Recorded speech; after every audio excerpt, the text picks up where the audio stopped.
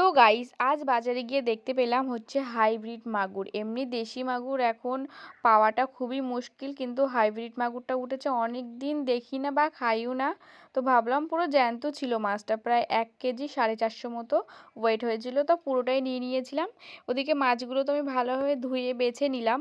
তারপর মাঝে আমাকে একটু সবেদা দিল ঠাম্মা, তো সেটাও খেয়ে নিলাম। এবার বসাবো রান্না। তো এই মাগুর মাছগুলো আমি টমেটো দিয়ে, আদা রসুন পেঁয়াজ মশলা দিয়ে ঝাল করব। এতে কোনো আলু বা কোনো সবজির সঙ্গে রান্না করব না। আমার মতে মনে হয় ঝালটাই বেশ। আর সত্যি বলতে এত সুন্দর টেস্ট হয়েছিল। তো গাইস এখন হচ্ছে খেতে বসেছে ইন্দ্র। আর গরম গরম ভাতে কি মাছ, কি মাছ এটা? মাগুর মাছের ঝাল বা ঝোল যাই বলো না কেন, বাবাটা কিন্তু বেশ মজাদার।